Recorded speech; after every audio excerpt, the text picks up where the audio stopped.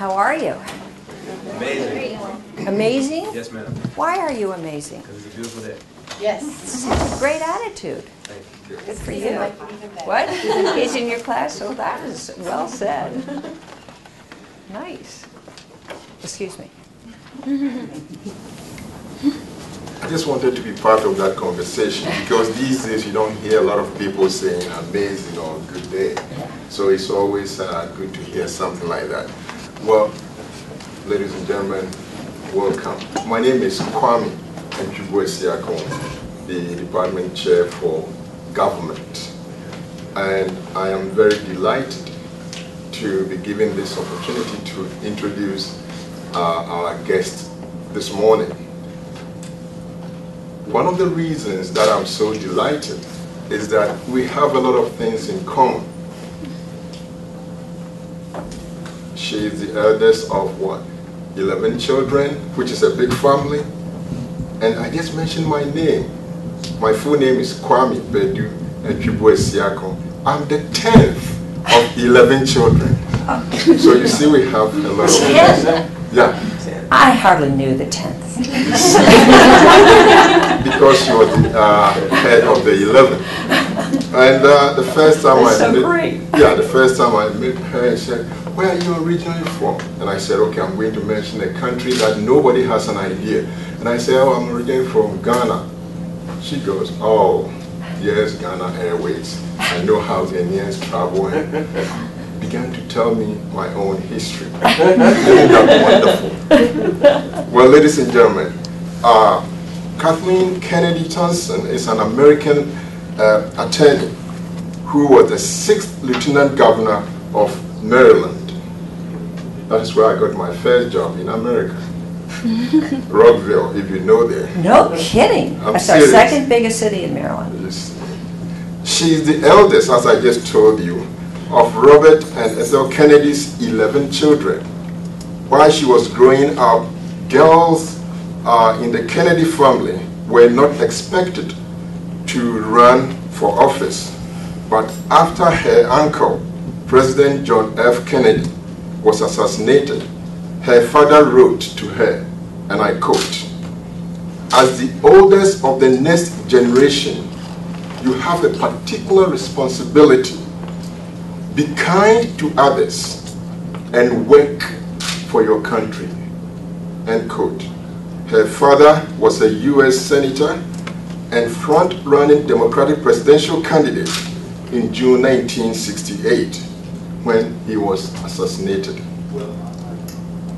She graduated from Rockville College with a bachelor's degree in history and literature. She studied at the University of New Mexico School of Law and received her JD in 1978. During her tenure as the first female Lieutenant Governor of Maryland from 1995 to 2003, she focused on reducing crime, promoting economic development. She has served in the U.S. Department of Justice as a Deputy Assistant Attorney General and on the State Board of Education. In 2010, she became the chair of American Bridge, a non-profit organization that raises funds for Democratic candidates and causes. She serves now on the board of directors of the JFK Kennedy Library Foundation and on the board of Points of Light, a national non-partisan organization dedicated to engaging citizens in solving serious social problems through voluntary service. She is also an author. One of her books is Failing Americans Faithful: How Today's Churches Are Missing God with Politics of Losing Their Way. I can go on and on and on. Please join me in welcoming Kathleen Kennedy Townsend. Thank you. Thank you so much. Thank you. Really, really great. So thank you for welcoming me. I'm really happy to be with you, and I love meeting somebody who thinks the day is amazing. It's totally cool. That's great. It's a great attitude. And so can you just tell me a little bit about what, there are 2 classes here, is that correct? 3. Oh. Okay, so could one of you describe which I'd love to hear from each of you what you're studying, the 3 classes. So who wants to go? I mean, Mr. Amazing has to go first, right? I mean. My class, Dr. Dana Cooper, she's teaching us U.S. diplomatic history from 1775 through 1900s, which basically is the foundation of foreign diplomacy in America from that time, and that's what we're learning. And what part are you on right now? What part are we on right now? Basically, we're finding out about how America, it is sort of, I want to say, fluttered after gaining its independence from Britain. Yeah. And how its relations with foreign countries developed. Oh, cool. So you're at the beginning of American history. Yes. Great. Terrific. That's good. That's very interesting. Okay, that's great. That's one group. Now, who's the second group? You got chosen. I noticed that little line right there. That was good. Our table right here, we're all child development and family living majors. Okay. I'm just trying to figure out how to connect the dots with American history, child living. Child development and family living. Okay. And where are you in the study of child development? I would focus on... I mean, are you on babies, 2-year-olds? No, like from birth to death, all the way from... Right, but where are you in your class? Oh, I'm a senior. No. Can somebody help me? Clearly, I'm not communicating. Sorry. It's not from a class, it's a group from a major. Yeah, that's what I was... Oh, you're in a major, so you're not really a class. No, that's what okay, that's even... Thank you. Okay, so you're... No, that makes it clear why you don't know what I'm talking about. Okay, that's good. That's very helpful. Okay, that's 2. And then the third group? We're learning how to write professionally in the political science field. Oh, great. So you're taking a writing class? Yeah. Senior seminar. Yeah. On writing. That's great. Okay, well, that's really interesting. It's kind of, I talk about different things depending on what your class. I guess I'm most curious about what you would like me to talk about, or do you have any views? I have a question. You can have a question. Then you know what I did with the class yesterday? Can we erase that? Is that allowed? Because what I thought we'd do is we'd take a vote on what you want to talk about, because this is, child development, American diplomatic history, writing, very different topics, right? So I'm trying to figure out a way that connects you guys to me. So what were you going to say? A question. Basically, I was just going to ask you, coming from a prestigious family, being born into success, I know you said what you said in that quote, but do you feel like there's a burden on you to succeed, to hire the names? Totally. Totally? Yeah. What did you think? I don't know. Some people handle the pressure a little bit differently. Some people are it's whatever, and others are I have to do this. Yeah, I'm in the I have to do this category. I like that. That's good. Yeah, there is a question, and this is a good question for all of you, because your question is, what do you do with pressure? Do you like pressure? Do you not like pressure? Okay, we'll take a... Who thinks pressure is good? Yeah, you're all here. You're smart. You want to succeed. So I think pressure helps. Now, it hasn't helped all members of my family, and so I've been fortunate, but other members have been less fortunate. And that's because, those of you who have studied child psychology know that some kids are born differently. I mean, we have our parents' genes, but in our family we have, for instance, a lot of alcoholism and drug abuse, which you may have read about. Those of you who read American history could have seen that.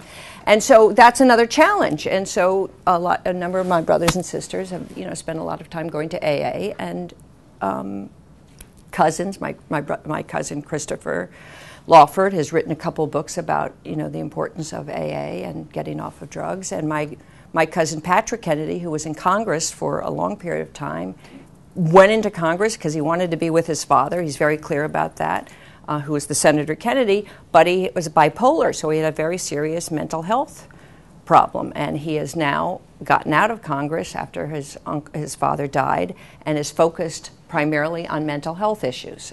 So, and he's taken his own experience, which is a very tough experience, and said we've got to do better. And actually, just the other day, somebody wrote me a letter talking about how in finance, there are a lot of people who, you know, I don't know if you've studied this, but those of you who are writers could look in, there's terrific movies about people who made a lot of money on the stock market, you know, or smoking a lot of dope, shooting up heroin, doing cocaine, and using their credit cards with high, what are they called? High prostitutes, what do they call high?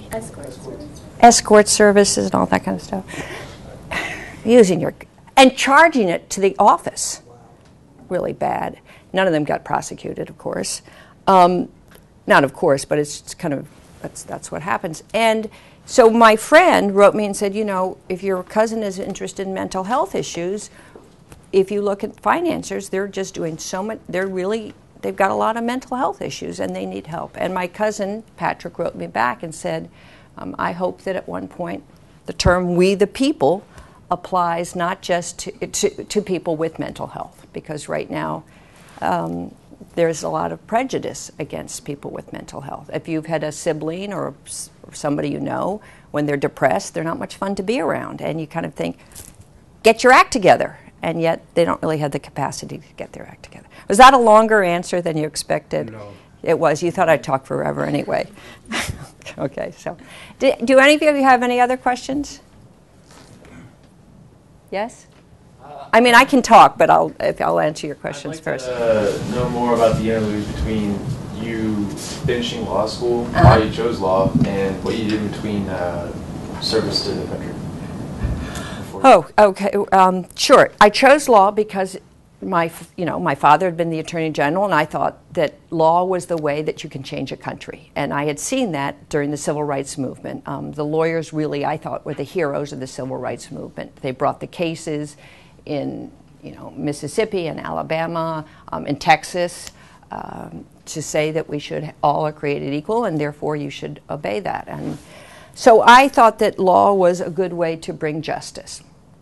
And I went to law school at the University of New Mexico because my husband at that time was teaching at St. John's College, which is in Santa Fe. He now teaches at the same college. They have two campuses, one in Santa Fe and one in Annapolis. And then I worked in a law firm where I sued GE because they had dumped a lot of PCBs in the Housatonic River, as they dumped a lot of Do you know what PCBs are? PCBs were in electronics, and they were very poisonous. They killed the fish in the river and made it impossible to go fishing. My brother Bobby, in fact, sued GE because they dumped so many PCBs in the what's that river? It was the big river in New York. I can't remember. Anyway, the big river, the Hudson River. Thank you very much. I'm a little slow sometimes. Not. And so that's what we did. And and then I became an environmental attorney. I was the sewage attorney for the state of Maryland. Sewage is really important. Sludge, landfills.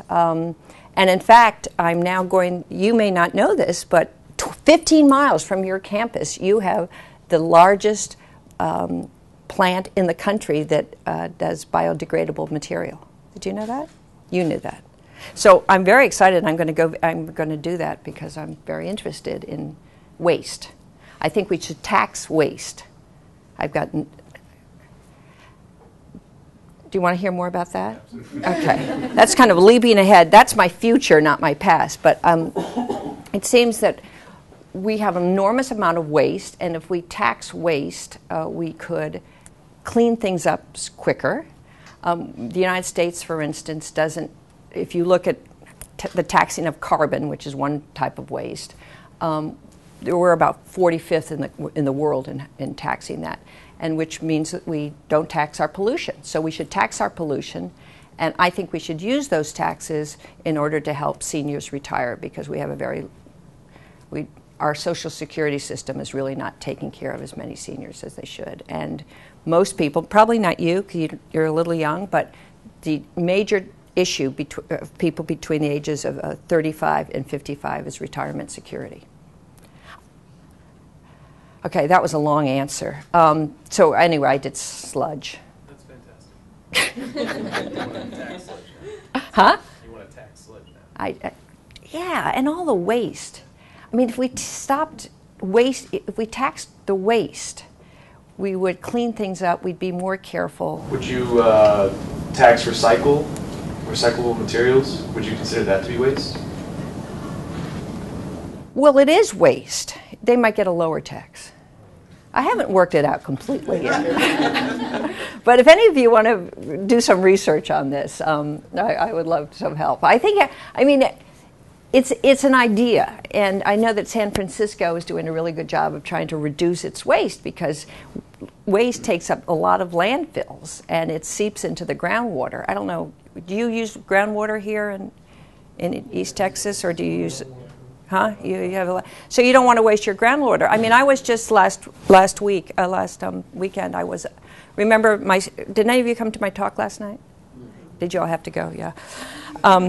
So I was in Banff, Canada, because we were doing a fundraiser for the Waterkeepers, which is run by my brother Bobby, and we were in Alberta, which is one of the big provinces in Canada, which is known, it's the biggest, it has oil, it has shale, it has natural gas, it's the biggest, energy place, resources in Canada, which is why you can get direct flights from Calgary to Houston. They're very, very convenient. But it also has the most water, and as my brother Bobby said, we can run out of oil, we can run out of coal, we can run out of natural gas, but we run out of oil, we run out of water, we are stuck, because we need water more than anything else. So we have to preserve our water. So the idea is, how do we change our system so we preserve more water? So that's my sludge, my sludge life. I know, it's so odd what one does, but it's great. And I'll just so when I was the sewage attorney, I learned a lot about sewage and sludge and waste removal. And I learned that in Singapore, they have such a good waste system that they take the wastewater and they turn it into potable water. And you can drink the water that comes out of the Singapore system. And so I went to Singapore a couple of years ago. I was giving a speech, and I met the daughter of Lee Kuan Yew, who started Singapore. Her husband then was president. And, she thought she wanted to know about American politics, and I wanted to go visit this waste plant because it's so impressive. If you think water is the most precious thing you have, you really want to figure out how we can turn dirty water into clean water. Okay. Any other questions? Yes. What's the future for your children and your nieces and nephews as a next generation of your You mean what's going to happen family? to them? Well, what is their desire to continue on with what your family's done? Thank you. So that's a really nice question. Well, the good news is that at least for me, my nephew and my godson, Joe Kennedy, was just elected to Congress. From Massachusetts, so he's definitely interested in politics, and he's terrific and very charming and wonderful. So I think he'll want to do politics. I assume that my own daughters, I don't think they necessarily want to do politics, but they're involved in service. One works on global health, one works on global transparency and food security, another works on, wants to be a doctor, and women's health in particular, and another started a yoga studio and wants to help people be healthier. But I mean, I'm not going to go through all my 35 cousins. We'll never get out of here. No, it's not, I don't see your family as just political. I guess it's your aunt. Very started the Special Olympics. Very big in Special Olympics. Absolutely.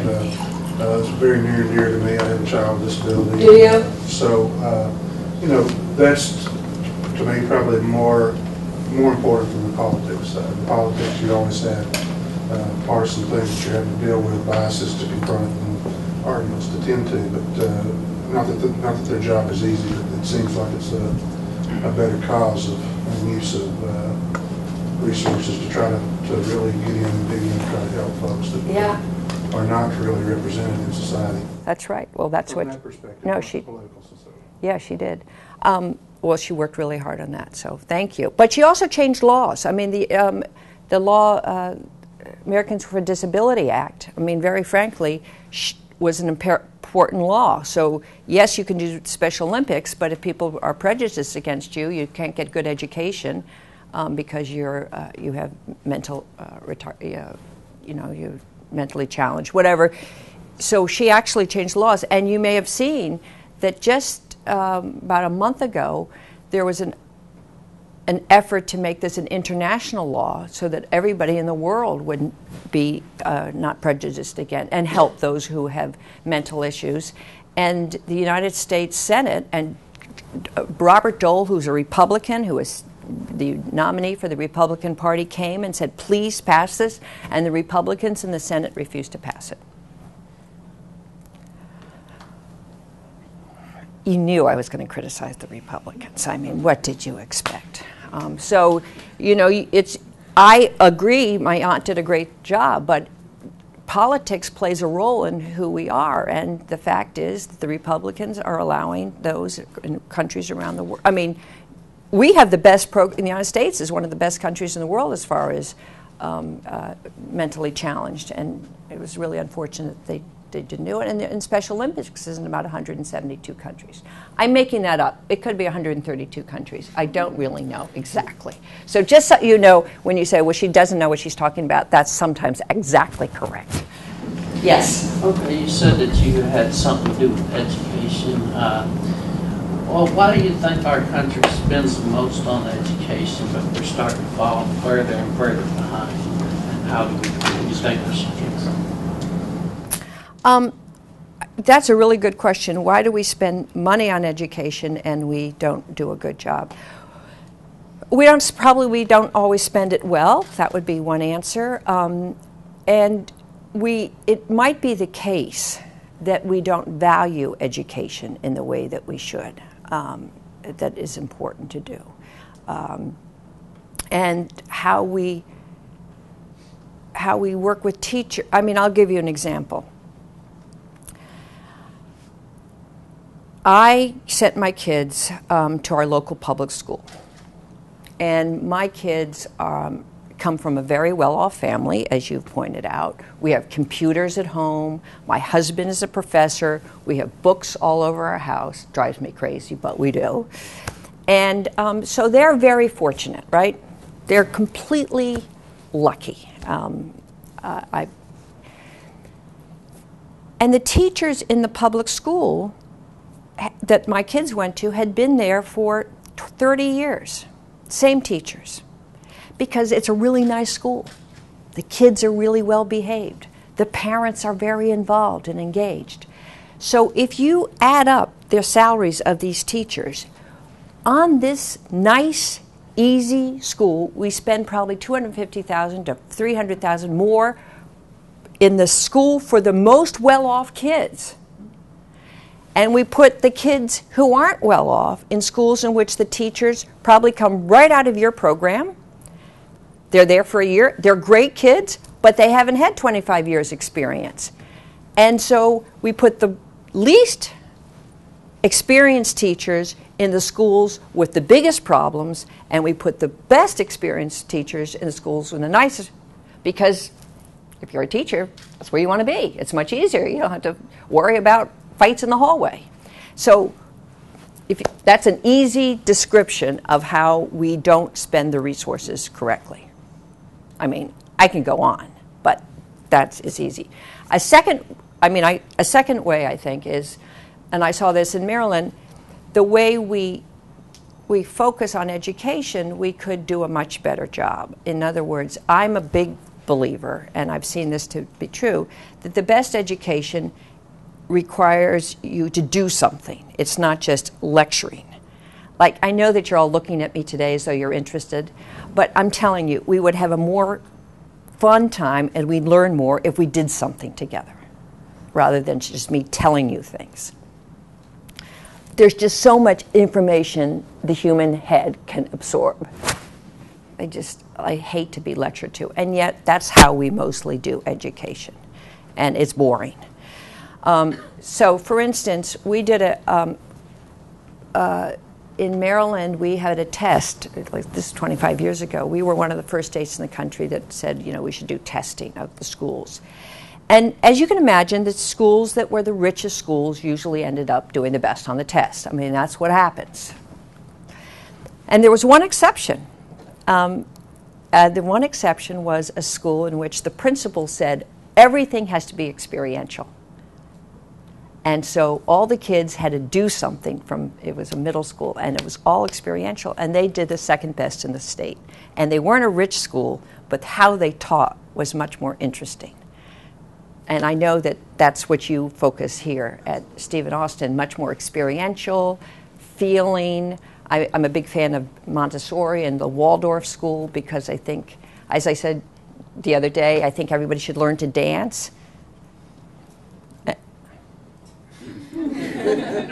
And by dance, and I'll tell you, by dancing, I don't mean dancing like my daughter dances, or me, we just do our own thing, but really learn to dance with you, because then I have to learn to read your body, you have to learn to read mine, you have to understand where I want to go, I have to understand where you want to go, and that kind of human relationships are really helpful. That's my lesson for Stephen Austin, dance. But dance with somebody, not just by yourself, because what we've learned is that you can be really smart, but if you don't have emotional intelligence, you don't go as far.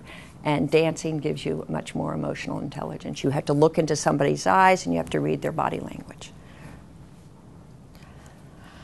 6'8", I know. It's hard to look into somebody's eyes. Well, they're hard to look into mine. So. Well, I'm sure you have a few people who have looked into your eyes, sir. That was like totally inappropriate. Okay. Anything else? Yes? Since you brought up the issue of the educational assessment. Yeah.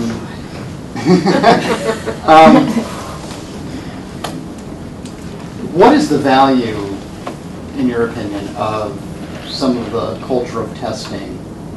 You're talking about experiential learning, but that doesn't seem to square with some of the dominant models in educational assessment. Well, it's a very, I think you should do both. And the story that I just told you, I'm going to give you a couple of stories. One, the story I told you, these kids were tested just like other kids were tested, and they did as well. They did better than the other kids. So just having testing doesn't mean that you don't do experiential learning. In fact, I think it's a better way to learn than to get to those tests. So I don't think testing obfuscates experiential learning. In fact, I think you can learn better that way. So that's one question. And I'll give you an example. Well, first of all, my example is what we did in Maryland. I mean, I showed you, everybody was tested the normal way, and yet the experiential kids did a better job. Two, when I was in Maryland, as some of you heard last night, I spent 8 years in education. I made Maryland the first state in the country to require community service as a condition of high school graduation. Still the only state. As I said, it was opposed by a lot of people. But I did get some schools to do it, and I would do conferences. And at one point, I was so moved. The Honor Society was required to do community service. So these are the smartest kids, supposedly, in the school. And they were doing community service, and then we had our special ed kids do community service. And when we had the special ed kids do community service, we required that they did something called preparation, action, and reflection. They had to be prepared to do the service, they did the action, and then they had to write about it.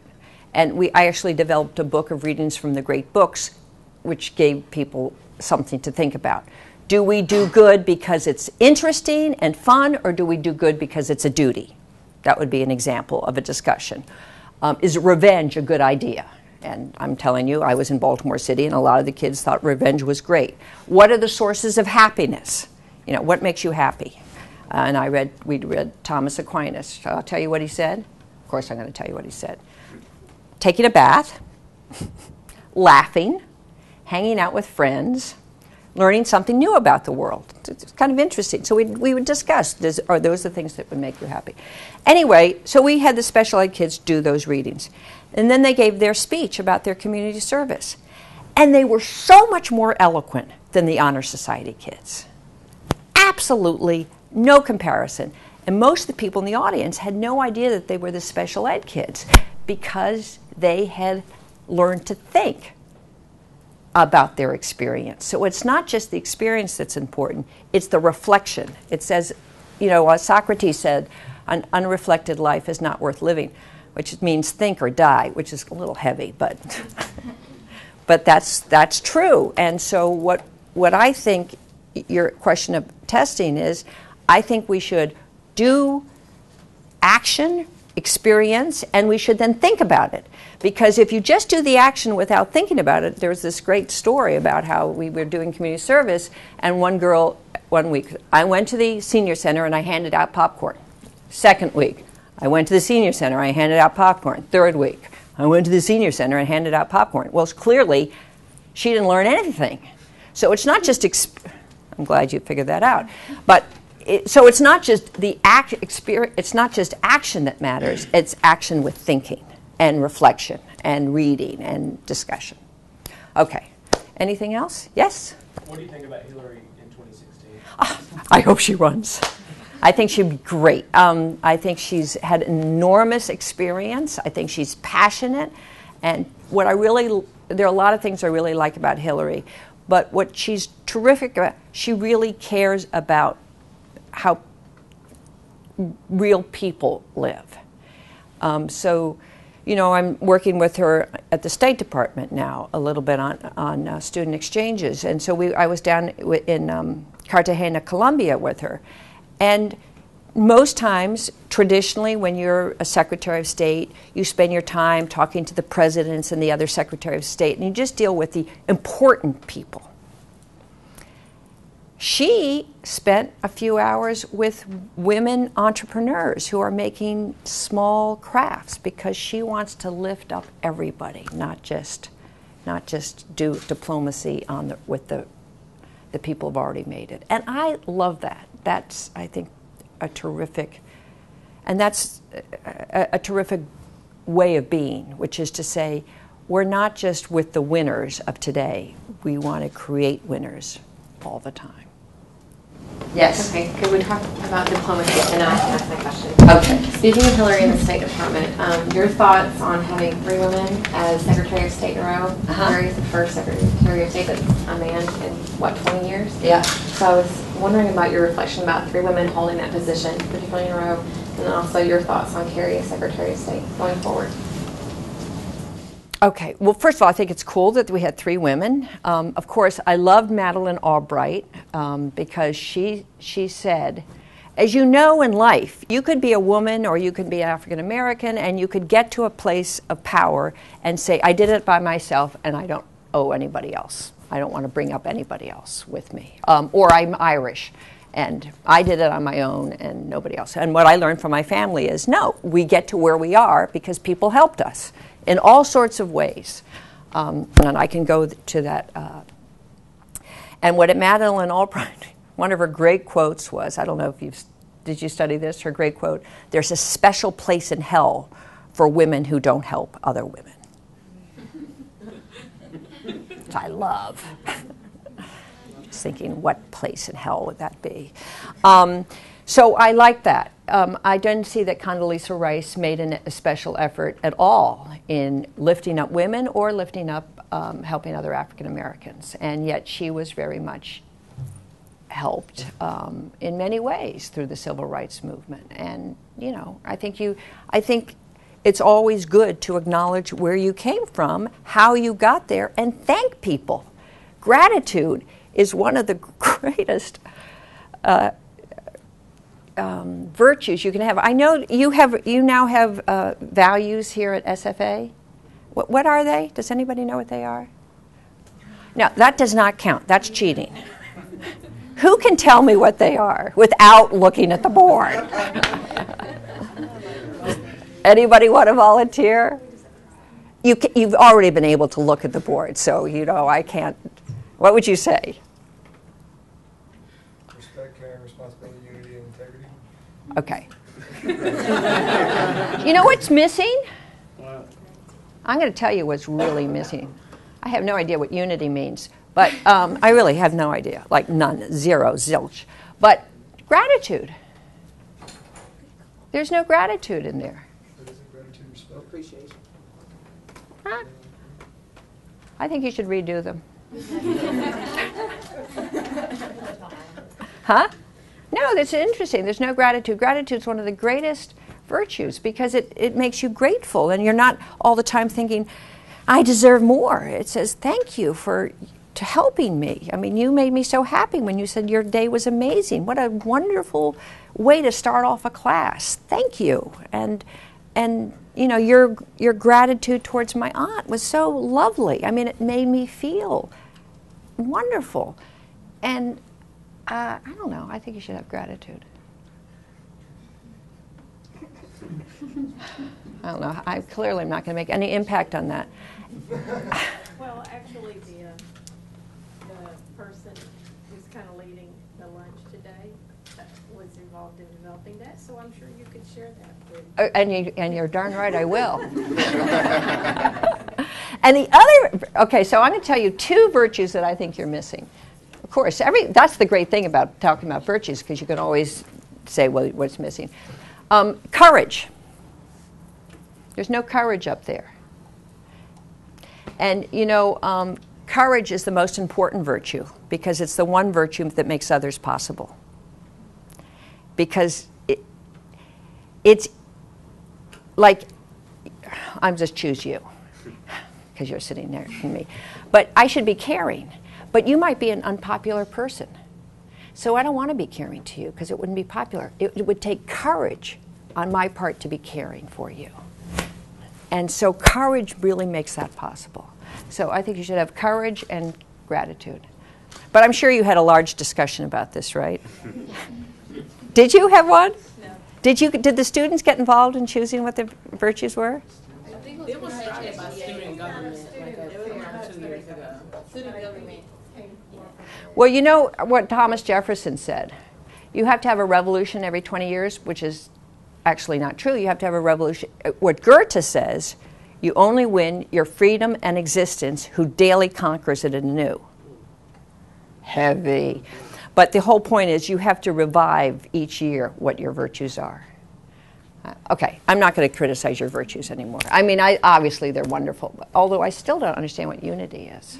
Can I just read it? Do you mind?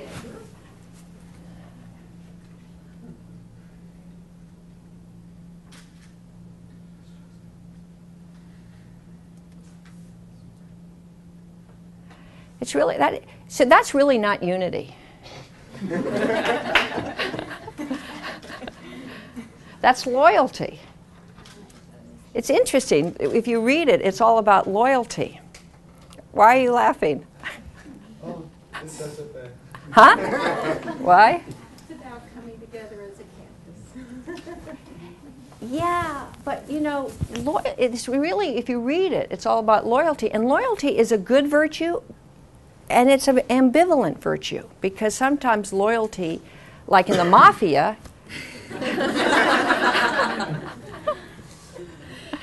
okay, enough of that. What would you like to talk about? Do you want to talk about something else? Yes. I just want to know, like, your thoughts, and as far as, because I know right now it's a lot of talk, you know, with schools, guns, like just all of that. Like, what are your thoughts on that, and like, what are the steps that our, you know, government's going to take on that? Great. Oh, I would. That's a very good question. So, I think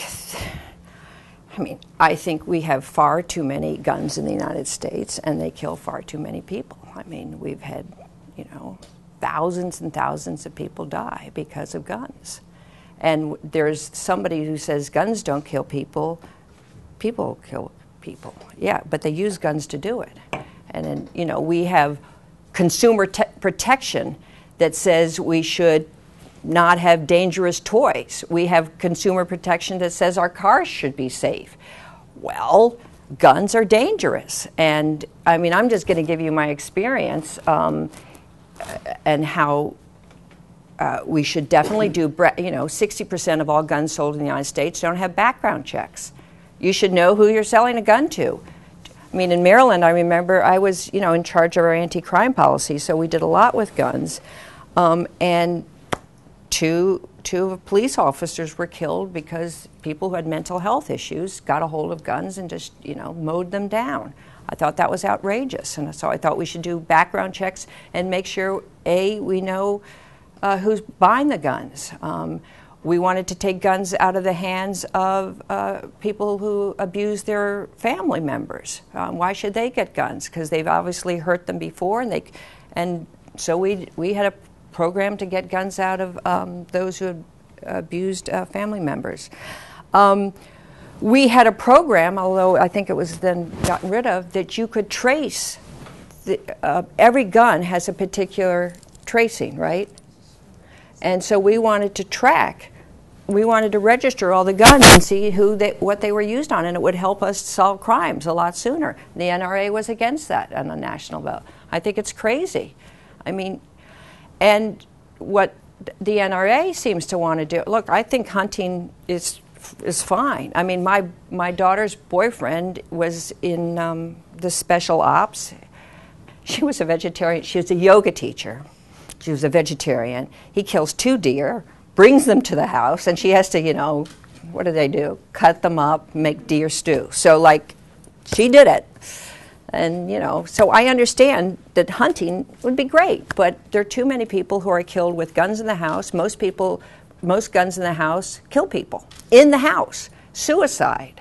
People so I think there is an obsession with guns, which is been promulgated by the NRA. And why are they promulgate the NRA? Because they are as so much is true in the United States, it comes from money. And they want to manufacture a lot of guns. And who funds the NRA? Gun manufacturers. And this happens across the world. And we wanted to stop, some people want to stop the arms that grow all across the world that kill all Americans. So I think we should do a better job. So what do I think will happen? I do think we should have background checks. I actually really think we should do tracings so that we can figure out where the guns and how they're used. And I think we should reduce assault weapons. Why do you need assault weapons? So, that's what you suspected that's what I was going to say, and I said it. Thank you for giving me the opportunity. Thank you. Yes?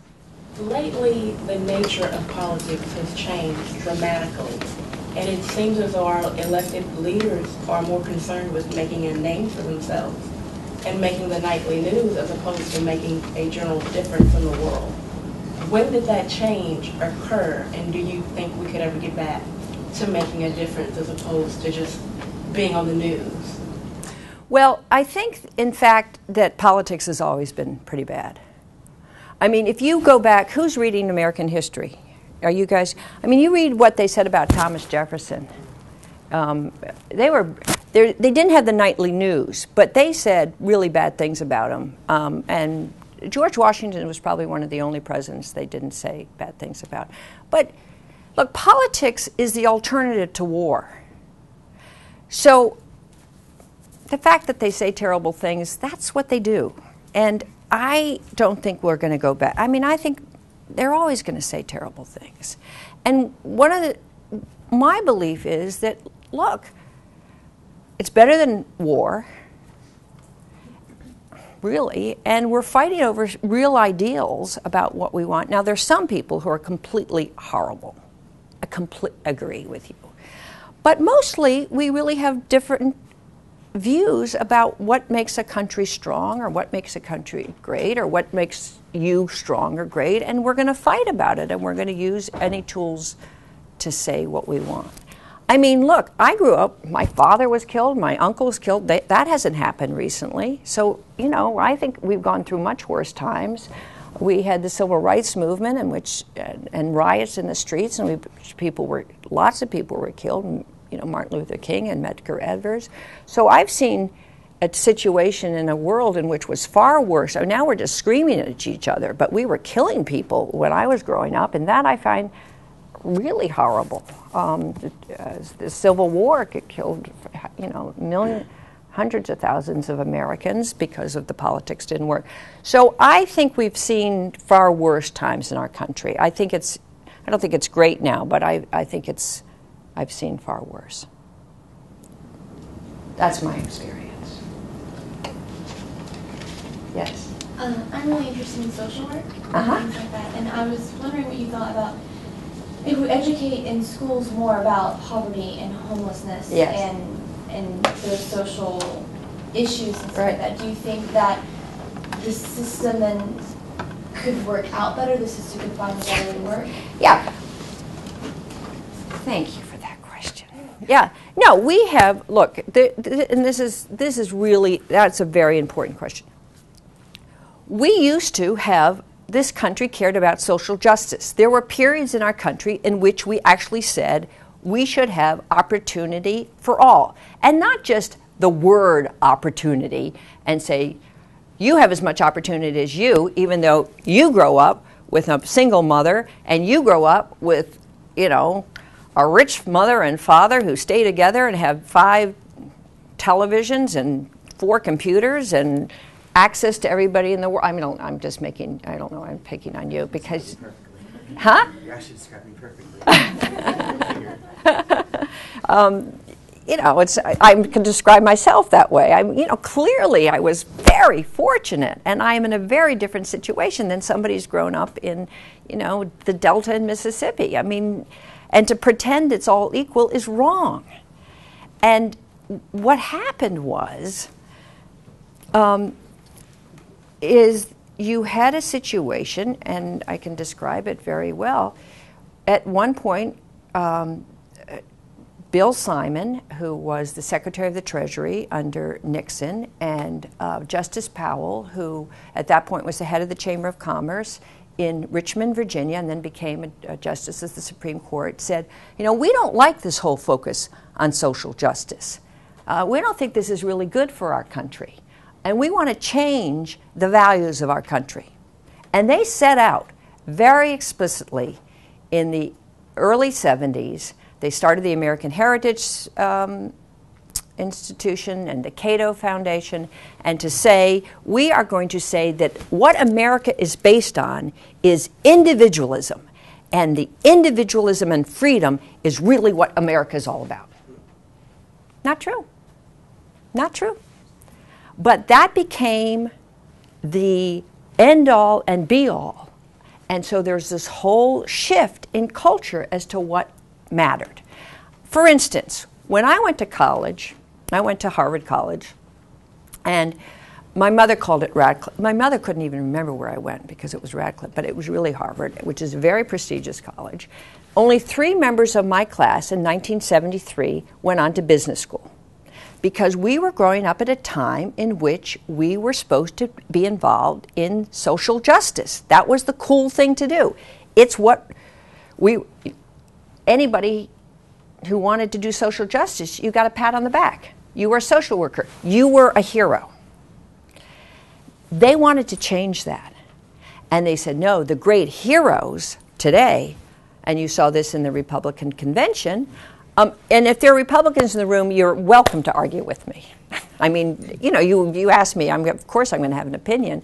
And the entrepreneurs, the coolest thing you can do in the world is start your own business. Look, that's the great value. So your question is, do I like entrepreneurs? Absolutely. Are they important? Of course. But they're not the only important thing.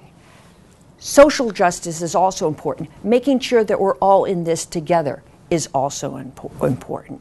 And so what it requires is, all I'm trying to say is, nothing is inevitable. Nothing is permanent. What we believe is important shifts and becomes culturally cool depending on the culture at that time. When I was growing up, making a difference and fighting for social justice was cool. right now, if you went to Harvard 10 years ago, making as much money as you possibly can was cool. It just shifted. So what I hope will happen, and I think that President Obama is working on this, is to say we are in this country together, and we have to care about everybody, not just the wealthy. And it's very interesting because the Republicans are realizing they lost the election. They've lost 4 out of the last 5 elections, right? They lost the one to Al Gore. They got it, but they didn't win it in terms of the popular vote. So they've lost 4 out of the 5 last popular votes to the Democrats. And if there was redistricting that was fair, you would have more Democrats in Congress rather than Republicans. And Democrats are just as guilty of gerrymandering as Republicans. I'm not blaming them. I mean, so really the country is saying we want a more just country, than we have now. In Denmark, where my daughter went to college, she went a semester abroad. Did I say this last night? They have high taxes. Everybody has health care, and kids are paid to go to college. And they've done studies, and they're the happiest city in the world. Because they don't have to worry about health care. They don't have to worry about college costs. So there's nothing inevitable of how we are today. It's choices that were made about what we need to do. Okay, was that too heavy? You can disagree with me. I'm setting up a pretty, yes? Hey, why do you think President Obama doesn't spend all that much time talking about the Mexican Civil War between the drug lords and the government? Because I'm afraid sooner or later it's going to spill over into Texas or Arizona. I think it already has. I think it has. I think if you look at the gangs in Los Angeles, a lot of them come out of the Mexican drug lords. I think it's hard I think it's hard. He has a lot of things to talk about. And for the first 4 years, we had this incredible economic crisis, which is really where he focused his attention on. And which is, he didn't run for office thinking that's what he had to do, but that's really what he had ended up having to do. One of the issues with the drug lords is, why are there such drug lords there? It was really part of American policy because the drugs used to come through the Caribbean, and so and through Colombia, and so Americans put a lot of attention and force into Colombia and into the Caribbean, and so the drug lords switched from the Caribbean over to Mexico, which often happens if you fight the war here. They switch elsewhere. So what you have now in the new president is that he thought the old president, I think President Calderon, focused too much on the drug lords, so that all you thought out of Mexico was drugs, and fighting and danger. And Mexico is, in fact, now one of the fastest growing economies in the world. It is booming.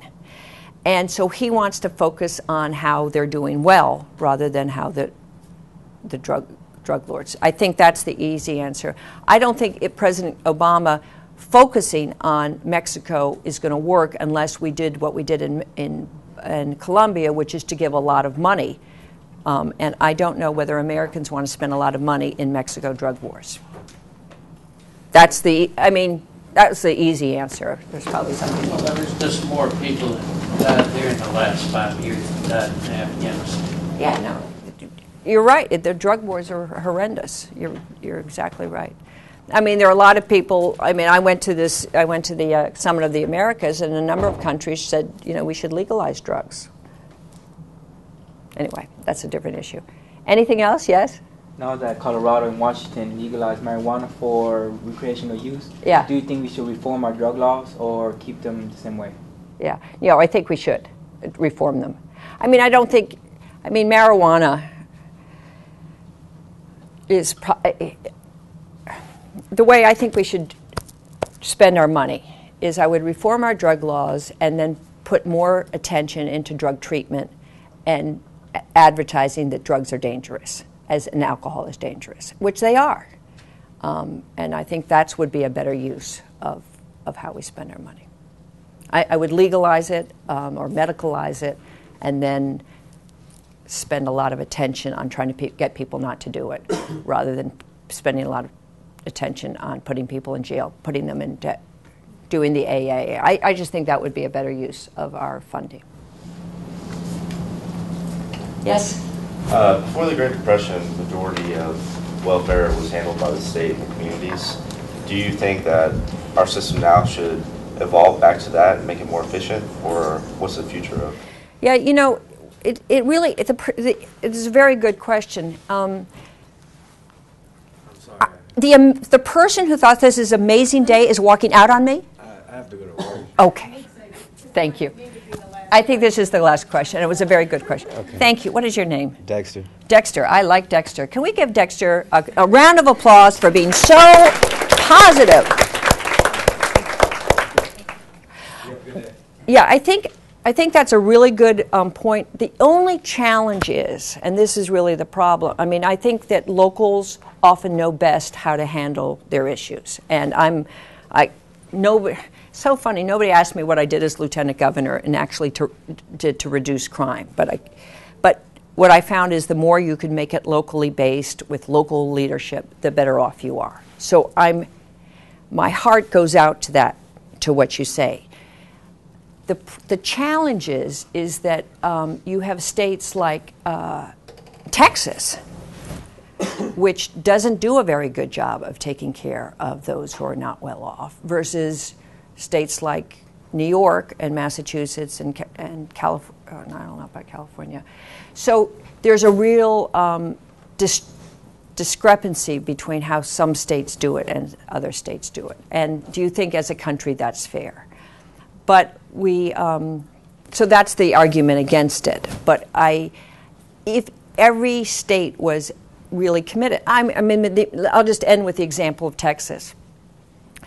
So you have Obamacare, which would allow huge amounts of money to come into Texas to pay for health care, right?